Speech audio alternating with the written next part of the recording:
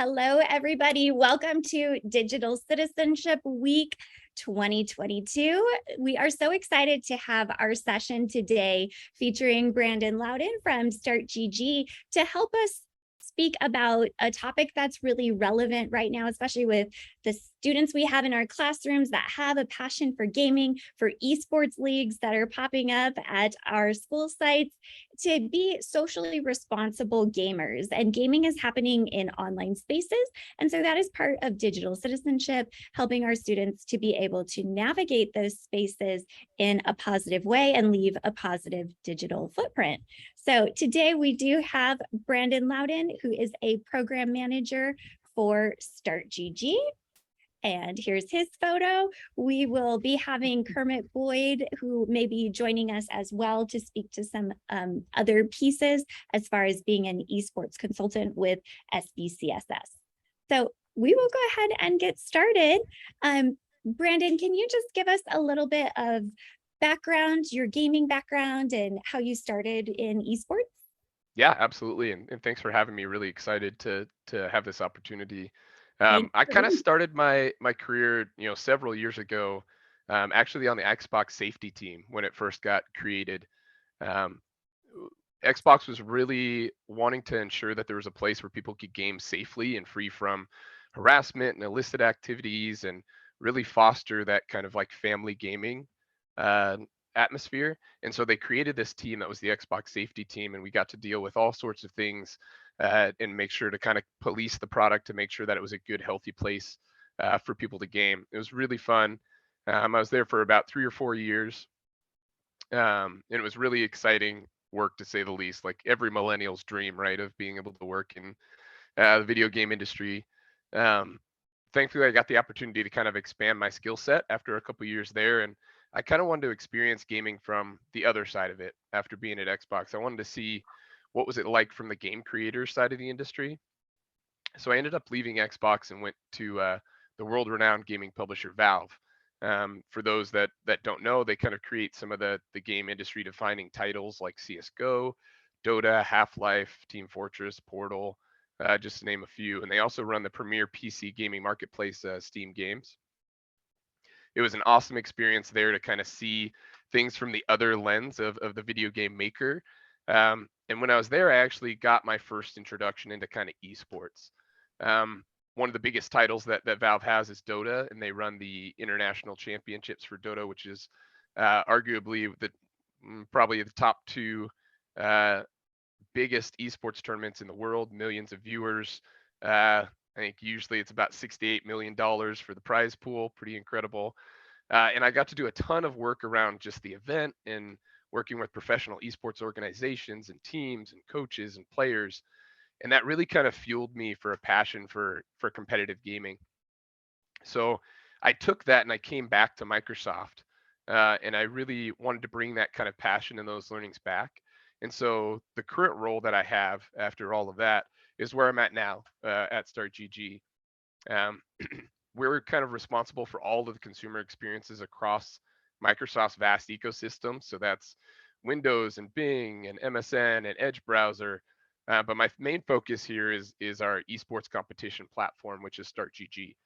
Uh, we're basically a competitive platform that runs thousands of esports events, all the way from grassroots level, 5-person at your local gaming shop, all the way up to premier pro level esports gaming tournaments. We have several big professional leagues like you see here, Rocket League, Gears of War, Age of Empires, Smash Brothers, Minecraft, and that's just a small few of who runs on our platform. So esports has been dear and dear to my heart, along with gaming for many, many years now. That is very impressive. And to see that you've had the lens of multiple ways to view gaming, from healthy gaming with Xbox all the way to esports where there's arenas and prize money, and everything in between. So we greatly appreciate you sharing your expertise with us here today. And you are just definitely yes, every millennial's dream. And I think like Gen Z, Gen Alpha as well coming up. So moving into some of the statistics with with gaming, we found a report with 3 and 4 children from the ages of 4 to 5 have experienced playing games on a tablet. So they're getting this gaming experience really young. And then as they move on in their getting older, it's estimated that the weekly hours spent gaming increase as students' ages increase as well. So 6 hours for 3 to 4-year-olds, and then also 13 hours for students from 12 to 15. So we have that increase, and we have a significant amount of time that they're actually spending on gaming platforms.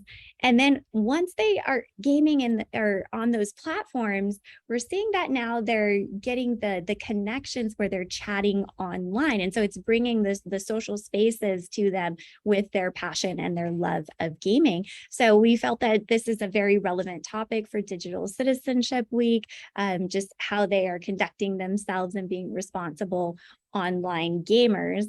So just to touch on that real quick, yeah. gaming really is like a big piece of life for a lot of users now, right? Like the League of Legends World Championships, for instance, if you go back to the stats that you had, the League of Legends World Championships specifically, their viewership numbers outpaced everything except for the Super Bowl. So that's outpacing NBA championships, that's the Stanley Cup. Any major sporting event is outpaced by viewership by gaming now. And we're seeing in a lot of our studies and our user research as well, exactly what you're seeing here, that at a very early age, users are introduced to gaming as a way of not just to play games, but the chatting, like you said, is their social interaction. We found this especially through COVID. We saw a really big increase in social interaction. And I can't remember the exact stat because I don't have it in front of me, but it's pretty significant amount of students within the high school age identify a large portion of their social group is actually within their gaming sphere of influence, right? People that they don't actually necessarily know or haven't met in person, but they game with, right? And that's part of their social circle. So it's not just gaming for them, right? It's an outlet in a way for them to socialize.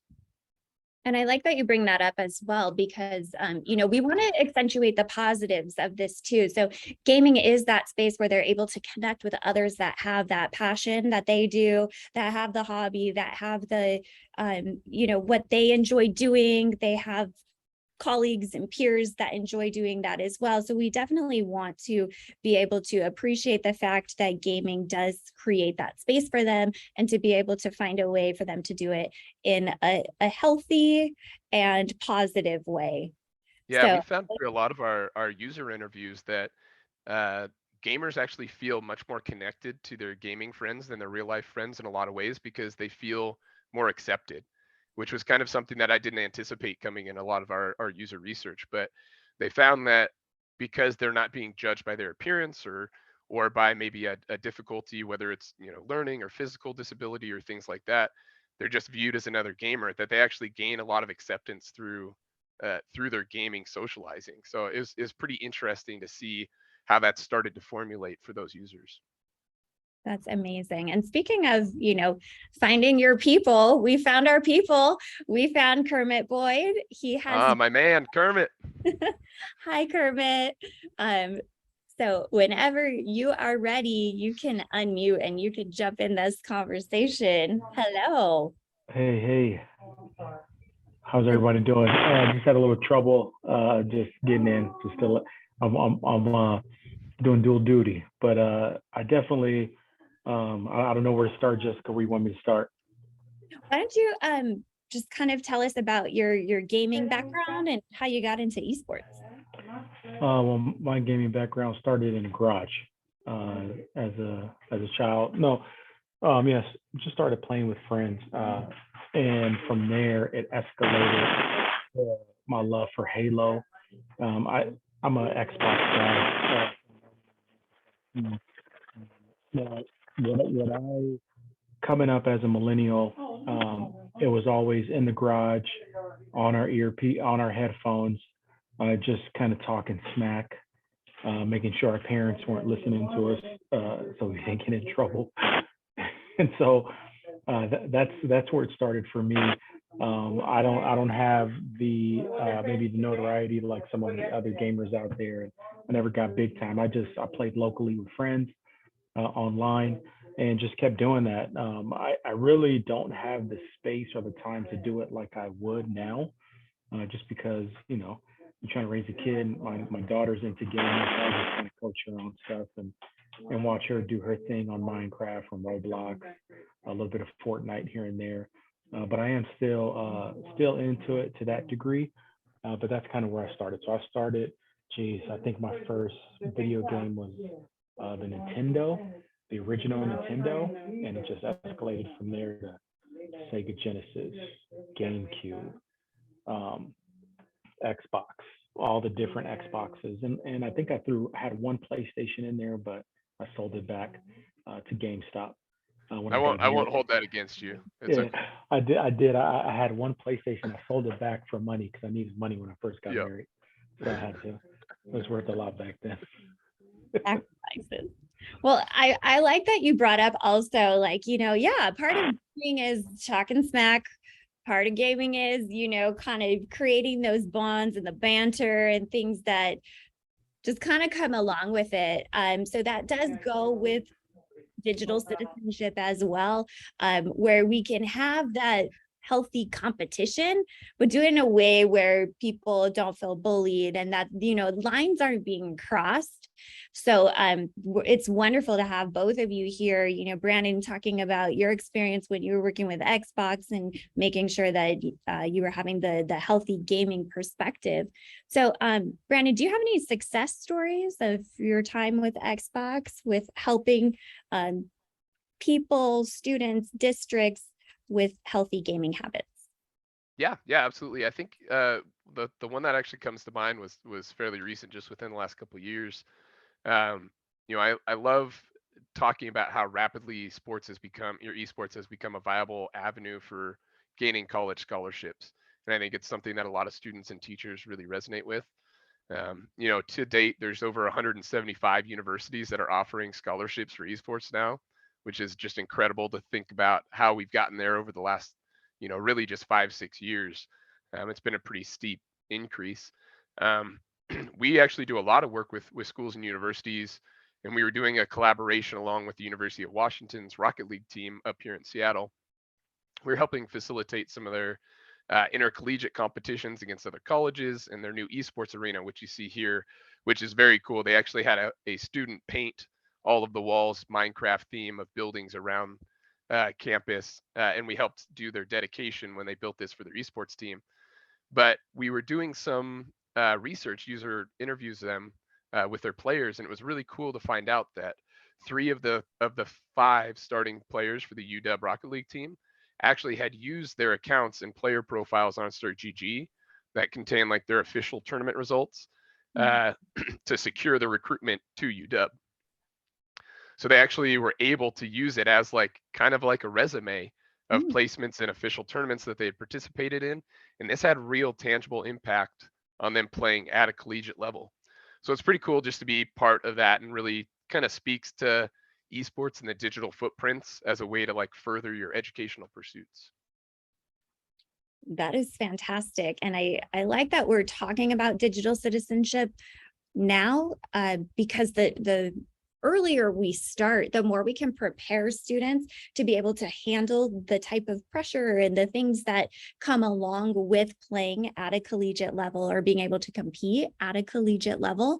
And then, like you said, that digital footprint, or having basically their scores and gameplay in this portfolio that they can then submit and look back and have records of their play is absolutely right. fun. And that it can be a differentiator for them to be able to get into a college, right, that maybe they wouldn't necessarily be able to get to just on their other academic pursuits, right?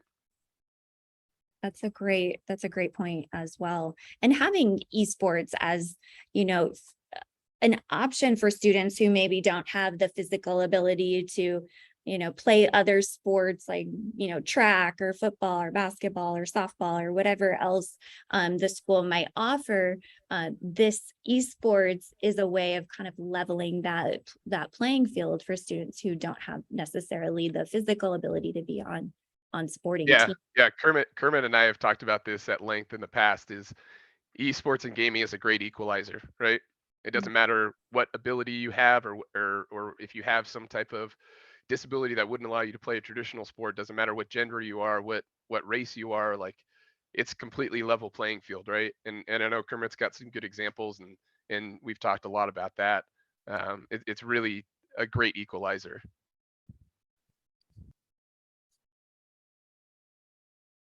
Oh, I think you're muted, Kermit. Yeah, especially when you, thank you for that, Brandon. Especially when you look at like digital citizenship, you want there to be equity, right? You want there to be, and I think when we think of equity, we have to think of equality. Although all of us have, wherever we're at, right? The gaming esports is able to be what I like to call the great equalizer, because it gives everyone an opportunity. So especially at the middle school, high school level, when you have these programs, these clubs that allow it really provides like that opportunity for students to one, I think, be safe, and then number two, like actually participate in something that is equitable and they have access to. And here's the part that I really like. Unlike a football helmet or shoulder pads or cleats, almost every household has a gaming console. So it's and a computer. So it's not like those things are not accessible, because the way technology is, all of that is accessible just because of the way the homes are set up. So now you put that same thing in the school. Now you have another thing. The piece that comes with it is being responsible, right? And so now you're able to teach students, okay, like what does that responsibility mean? How do you manage it? And then how do you move forward in it? And I think that's really, really important and vital. And that's where digital citizenship comes into play. But I think esports gaming provides that opportunity to make all of that come to life. Because sometimes we just talk about things in theory and in education, but it brings it to life. I think that's important. Excellent points. Excellent points. And I like how you said homes have consoles. So we're going to get back to some tips for parents and families. But I'll jump on the fact you brought up like the digital citizenship, and that's the focus of this week. And with gaming being so popular in virtual spaces now, we wanted to discuss how to bring digital citizenship to gaming. So what are some strategies you have for being a socially responsible gamer? So Brandon, I'll start with you. Yeah, I think, there's a lot of really good stuff, for strategies and resources that are at our disposal. Thankfully at Microsoft, we're pretty blessed to be able to have pretty expansive, educational pursuits and teams that build out curriculum, and are able to get resources to teachers around gaming and esports. Of course, Start GG, which is my primary product, is a great place for teachers and parents to go look for tournaments and competitions for their students to compete in, or even to run events themselves. I do also want to highlight some of the great work that Minecraft is doing.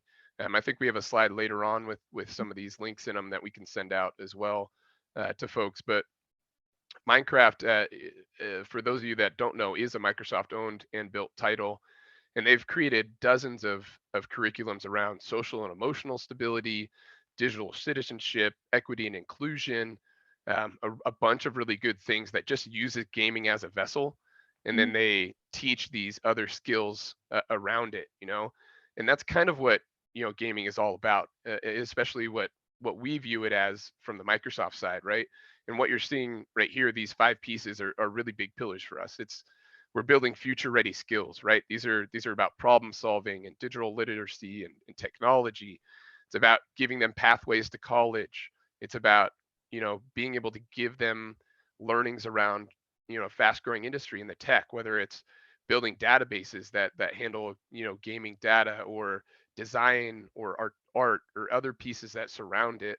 And then all of those STEM opportunities and accessibility. So, we're not that far off. I think, Kermit, we've talked about this before, of the dream scenario where a student comes into an analytics classroom, they sit down, they play 10 minutes of Minecraft. That game data then gets pushed to the cloud into like an Azure database that students have also designed. They then push that back down into Power BI for the students to analyze. They create charts and data visualizations. They then spend time learning from each other on how to improve their gameplay and participating in coaching in their classmates. And so now from just that one class experience, those students are now have exposure to database creation, to coding, to data visualizations and analytics and statistics, peer-to-peer coaching. Like, tell me what college and what business wouldn't want a student with those kind of skills, right? And so gaming is the vessel. It's not the end all be all. It's not just playing. There's so many other pieces to it. Yeah, I think that is, I like that word. It's the vessel, right? And so when we talk about the vessel, I know San Bernardino County has partnered with NASEF, right? Along with Microsoft. And so I know NASEF is huge on socially, like being a socially responsible gamer and walking in those digital citizen attributes, right? So the one thing that I would say when it comes to like looking at everything holistically, sometimes like when we think of digital citizenship, I think the one thing I want us to think about is like how it's not just something that's in front of the screen. It's literally like when you talk about technology being at your fingertips, it's something that you do, and something that's always happening. So I think to be a socially responsible gamer and operate in those citizenship characteristics means that this is just like who you are. It's not something you do. And so when we talk about, and this is what I love, like, because sometimes when we think of a gamer, we think of someone who just sits in front of their computer, maybe out of shape, maybe, eats a bunch of potato chips and drinks energy drinks, right? And so it's not just that, it's the whole person. And so digital citizenship addresses that. And the one thing I love, speaking to Brandon's point, is that it's a vessel. So gaming is the vessel to everything else. And so because it's the vessel to everything else, it's the opportunity to how you're going to treat others, how you're going to interact with the game, how you're going to share your information, how are you going to look at others' information as it's shared. And so I think that's really important when we talk about like all of these things. And I mean, that's the one thing that I think is really important. It's not just one thing. You talk about career pathways, and I don't want to get off the subject from digital citizenship, but just like what Brandon spoke to, how many careers he just mentioned in that one breath? We're talking about, at least 20 or so just based on what he said were students. And there's obviously much more than that, that students and adults can find themselves in when they're looking for like career opportunities. Yeah, I think, Jessica, we actually might have a good slide that kind of illustrates that exact point of kind of all the ancillary pieces that make up the gaming ecosystem. Yeah, this one. This is one of my favorite slides to look at, is because you look at the ecosystem here, right? Players and gamers are centric, but that's not really the whole picture, right? It's not just about playing games. There's all these other pieces here, and that Kermit was just talking about. You've got coaches and analysts, you've got software developers, you got journalists to create the news articles around the players and the competition. You've got marketing and business developers, you've got IT support, you've got nutritionists now and personal trainers on pro esports teams. There's so many other pieces that create kind of the gaming ecosystem. And these are all disciplines that translate to real world educational pursuits, whether it's at college or professional levels. And so we need to make sure that we're always in this mindset in the gaming industry that we think about gaming holistically. That, like Kermit said, it's not just somebody sitting in front of a computer eating pork rinds. Like, that is so far from what is actually happening, right, to make gaming what it is. There's this whole ecosystem around not just the professional pursuits, but the digital responsibilities, right, that Kermit was alluding to earlier, of, the journalist that writes the news article has to have ethics considerations of how they present the news, right? And how do they portray users, and how do they portray, even the players in the competitions, the same as a journalist would on ESPN, right? It's no different from that. As Jessica's writing, I will say though, I do like pork rinds. I'm just saying, they're pretty good.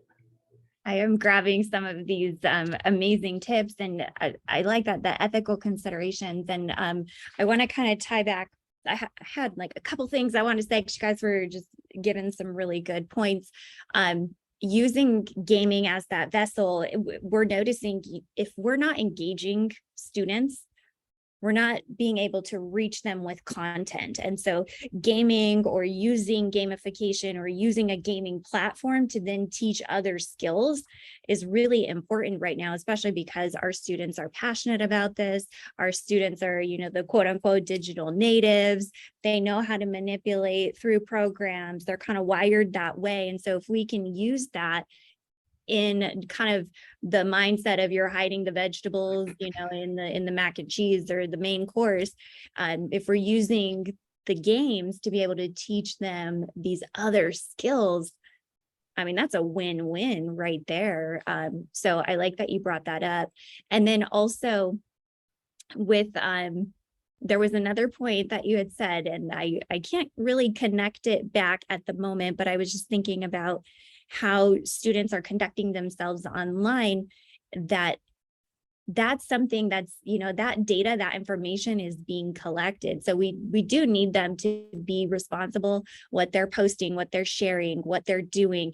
So when it comes to, being a good digital citizen as they're gaming, we want to make sure we're teaching them that, so that they can have those future opportunities, that when they are applying for jobs, like there's nothing in their digital. I used to read my students this book called The Digital Tail. So there's nothing on that digital tail or trail that's going to hurt them in the future. So I love that you're showing like all these different possibilities of employment and different avenues that they can explore through their love and passion of gaming. So my next question, I'm gonna bring this back to Kermit. You had mentioned that you're a parent of a gamer. So can you kind of give us some insight, like as a parent, what are some things that you're maybe looking for making sure that gaming is happening in a positive way? Yeah, I think like when we think of online as a parent, you kind of get like a little scared. I'll be honest, when my daughter first wanted to play Roblox, and I'm hearing like some horror stories out there. I'm like, what? Nah, she's not doing Roblox. And then I said, hold on. Let me think about this. This is an opportunity for me to not be afraid of it, but to stop and say, okay, I'm the parent. I'm the mature one. Let me see what Roblox is all about. So I think one, as a parent, it comes, and even as teachers, right, as educators, it comes down to research. So doing research and seeing, okay, what is the game about? Like, what's going on here? And then I think number two, like not being afraid of allowing them to interact with it, but I think it's an opportunity to show them how to interact with it. And so that's what I did. And my daughter wanted to access Roblox, and even Minecraft, right? And so it's like, okay, like, what are you doing? And I think what I had to do as a parent, and this is, let's be honest, parents, sometimes you don't want to sit there and watch them play, right? And so I had to do that. I just said, okay. And I think it's not just sitting there, but it's playing with them. And that was really something that helped me, because it was like, let me do this with you. You teach me how to play. And then when I see the other little characters in Minecraft and around, like, how'd they get in the game? And so then I can figure out what's going on. And so I think it's embracing it, because when you look at the statistics, you have 90% of teens that play video games online, 90%, right? And that's not my statistics. That's from a Pew survey. And then you have to say, okay, let me be optimistic about it, and not be afraid of it. So you have to go into it, because it's an opportunity to provide guidance and oversight for your child or for your student. And it's an opportunity for teens and kids to pick up healthy habits, and not just like engross themselves in online play without supervision or without guidance. And I think that's something that I've learned, where there's time limits, and then there's, hey, like, I'm going to go in and play with you. And, who is playing with you? Do you know them? Because parents will be afraid, well, what about strangers coming in and playing with your child? Well, it's an opportunity for you to find out who she is playing with or he is playing with, and, learn about what they're doing. So you have to be okay with navigating that space when I look at it. Yeah, and there's a subtlety that Kermit had there that I love, and it was when he's talking about investing in his child's gaming, right? And his daughter is teaching him how to play the game. Like I come from a family of educators, and so just thinking from the educator lens there of teaching your kid how to coach another peer is so critical to their learning objectives and how they progress, not just socially, but also professionally throughout their entire life. And so I love that there's those elements are built into there, right? And it's a super simple thing to just sit down with your kid and have them teach you and show you what they like about their game, be able to express like their feelings around certain aspects of the game, right? Those are all really good social awareness skills that Kermit is just subtly building with his daughter, right, in a really healthy way. And gaming again is the vessel to do that. I just love that little piece. That made me think also of the 4 C's. So all wrapped into that example is, you're communicating. So if the kids teaching the parent, they're communicating, they're collaborating, they're working together, they're being creative in how they're expressing what to do next. And then they're critical thinking as well to try to figure out, oh, how do I tell my parent how to do this? And so they're doing all this in the moment, and they're hitting all of those 4 C's, the 21st century skills. Right. And you're meeting them in a place where they already are, right? They're already gaming. Back to the first slide that we even talked about, right? Of how young students and kids are actually gaming. Yeah, exactly. Right here. Like they're already here. They're already in this space. They're already playing games. Why not use that in a really positive way for their social learning and for their professional learning? Like it's an opportunity. Exactly the way Kermit phrased it is perfect.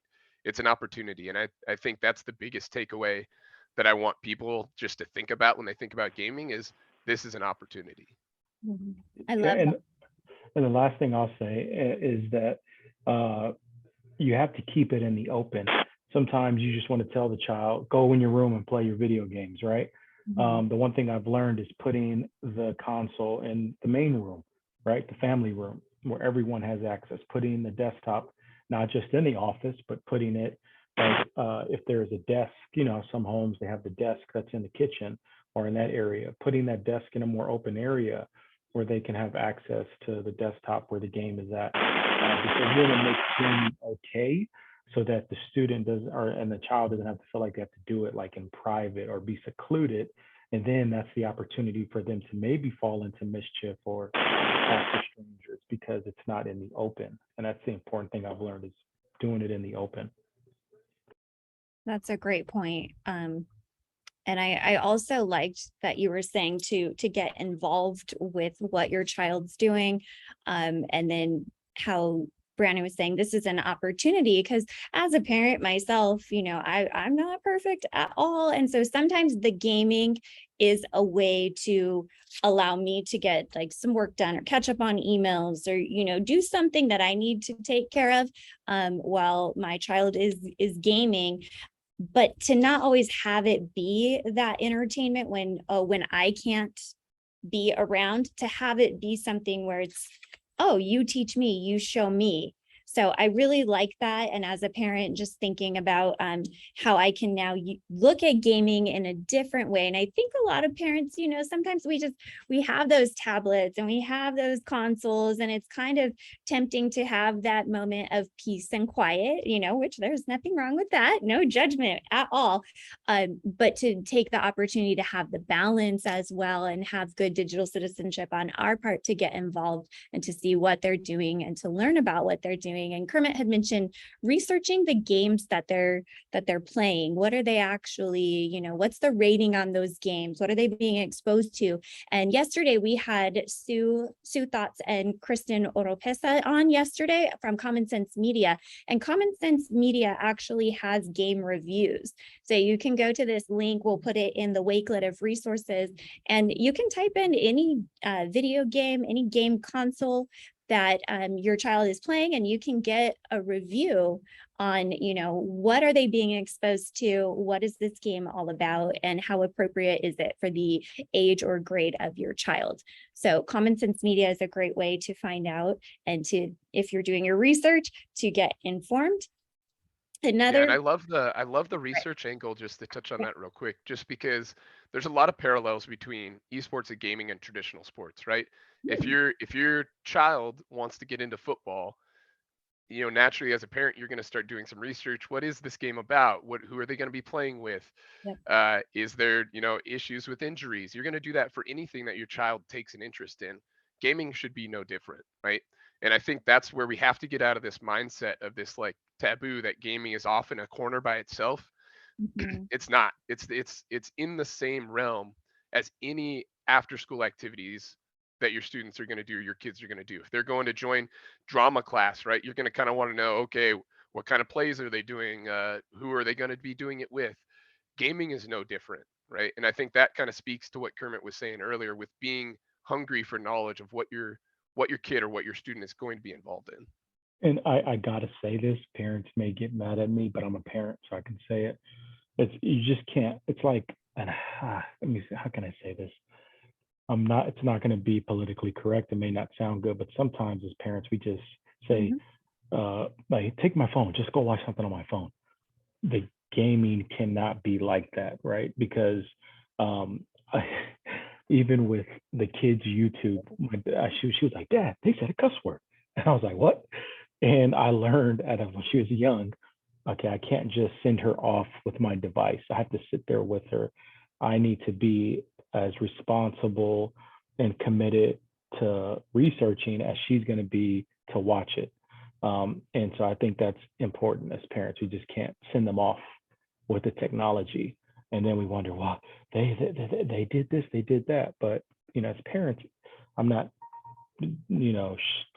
pointing the finger or blame, but we just have responsibility as parents. We have to be good digital stewards when we give it to them. That's an equal responsibility. Excellent. So 2 points. I like how Brandon was saying, treat gaming like other sports as well. And that's why esports becoming more prominent in schools is amazing, because it gives students that opportunity to showcase their talent. And, having parents just support that and be at those tournaments, or to recognize how well they're doing, just like they would at, a football field or baseball field or in a dance studio. Just like we would with, physical sports, those digital sports deserve that recognition and support from families just as much. Yeah, real world example. I actually, just 2 months ago, I was at the Washington State Esports High School Championships. So we had, I think it was 40 or 50 high schools within the state competed over a couple months, and they all culminated in a single championship. Rented out a massive venue with huge giant projector screens and cheerleaders and pyrotechnics, and all of the families came and were in the stands and watched their kids participate across 3 different titles. So it's here, right? It's just a matter of embracing it, right? Especially from a parent or educator standpoint. Oh, that's so good to hear about the cheerleaders. We're trying to do an event, and so I was like, man, that's what we're trying to do. I didn't It's think of very cool. I didn't think of pyrotechnics though. Oof, Oh I like yeah, that. and every participant got a custom jersey to participate in, which was awesome. Every school had coaches. It was a very, very cool atmosphere. They also did a bunch of STEM stuff in relation to it. So they had a coding challenge, and the winner actually got scholarship money by winning the coding challenge for the state. And they did a couple other, I think they did one around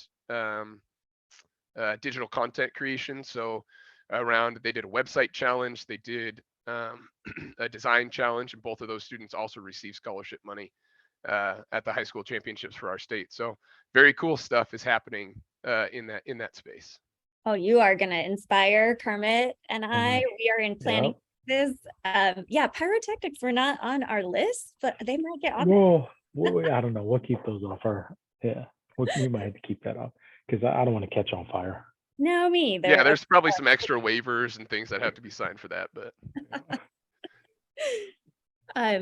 So sorry, I'm also going back to Kermit's point about researching and being involved. We will also put a resource in the Wakelet for responsible gaming tips for parents. And so this website will show you any of the different gaming consoles. If you click on it, there's a step-by-step guide for how you can have parent limits, how you can monitor this with your child and keep them safe to the best of your ability while they are on these consoles. So we'll link that. And there's more to it than what's on this screenshot. If you're able to actually see the slides, I don't know, some people are logging in while they are driving, but this will be on the Wakelet so that you can get the step-by-step guide for the particular console that your child may be using. So then the last thing is just any success tips or tricks or anything that we can do to kind of overcome some of the challenges that we might have when it comes to having our students online or our kids online. If you want to speak to any of these points where they're having that access to strangers when they're gaming in online spaces, maybe the students don't know what to share, what not to share, and they may overshare. Bullying, screen time, peer pressure, any of those things you'd like to comment on as we wrap up? Yeah, all those things are happening. Just give up. No, I'm just kidding. This is. I'm just gonna say this. If your student, your child has a device, they're gaming. If you want to like just, and you may say, oh, they're just playing this little a little game with when guys are fighting and protecting a cat. Like that's gaming. They're playing online, and so just understand they're already doing that, right? There's so many games that my daughter plays. She has a cell phone that she just plays on her phone, so she's already involved. Like I said, the statistic is 90% of teens. 90% of teens. So that means it's probably your child that's already gaming, and it's not a bad thing, right? And the only way to deal with the challenges is to be involved. That's all I can say as a fellow parent and as a person who does work in education. Is the only thing you can do is you can be involved and know what's going on, because the one thing I've learned is as a parent, more is caught than taught. My dad taught me that at an early age, meaning if I can show them, they'll learn it better versus me just telling them what to do, telling them not to do this, not to do that. If I can get in there with them, they're going to start to open up and tell me what is happening online. So just be involved as a parent. That's one thing I've learned. My daughter tells me everything, a new person that she's met online. And I turn around, I go back on there and I block them because I don't know you. So you have to be able to have that openness, and it just starts by being overly involved in a good way. And that's what I'll say. Yeah, I think Kermit kind of hit it on the head earlier in the discussion where he said digital stewardship, right, is our responsibility. So I think that is the perfect summation. And I'm going to liken it again to traditional sports. Like a lot of these exact things are challenges that happen in any facet of your kid or student's life, right? It's whether they're going to the mall, there might be strangers there. It's oversharing or being bullied on their football team, right? It might be that, they're spending too much time on a specific hobby and neglecting their schoolwork. Like all of these things are already present and are challenges for students and kids already. I would just say, and just can't stress this enough, like we need to bring gaming out of the shadow by itself, right? And start rolling it into the stewardship that we already have for our kids and our students' lives in other areas, right? And start treating it with that same type of kind of reverence and involvement with that stewardship that Kermit had talked about earlier. Excellent points and excellent tie-in. Our keynote on Monday, Sophia Mendoza, was telling us how students are growing up in the physical world and in the digital world. It's like they got one foot in each. And I like how you brought that back, Brandon, to say, you know what, these same challenges that's happening in the physical world as well as the digital world. And so we just have to be equipped to watch out for them in both spaces. So I greatly appreciate that. On a last note, I think there were some resources that Brandon had for us as far as Start GG and Minecraft. Is there anything you'd like to let us know? Yeah, just I think we talked about it a little bit earlier, but for anybody that's really interested in getting their kids or their students into competitions, Start GG is a great place to do that. You can find both online and in person tournaments that are around you. It's a really great way to start building up kind of their competitive ability, the same as you would to take them to little league practice or take them to their first high school sports game. So a lot of similarities there. It's a great spot for students to start. And then Minecraft, like I mentioned, has been doing some amazing things just in the educational piece. They have a really big focus on that, and so we'll share these links out as resources for all of those, like emotional and social kits and digital citizenship, equity and inclusion, and any other resources that we have from them. That's amazing. We greatly appreciate that. And so continuing with the appreciation, thank you very much to Kermit and Brandon. I know Brandon's been feeling under the weather, so the fact that he made it here. Yeah, appreciate that. It was a lot of tea got me through this, so apologies. I'm sure my voice is shot, but well, we appreciate you went above and beyond to make sure Yeah. you were here to give us these resources and to share your expertise and just to help promote and support digital citizenship and socially responsible online gaming. And Kermit, thank you to you as well. You said you're doing double duty right now, so I appreciate the teamwork of everyone coming together to make this happen. Yeah, most definitely. no, thank Thanks you for having us. So thank you to everyone who is here in attendance or those of you who are watching the recording. We will have the resources that were shared during this session on the Wakelet, so you can refer back to them, and the recording will also be shared in a follow-up email. You can also follow on Twitter with the hashtag SBCSS DigCit22. So thank you very much, everybody. Happy Digital Citizenship Week and have a great evening. Bye.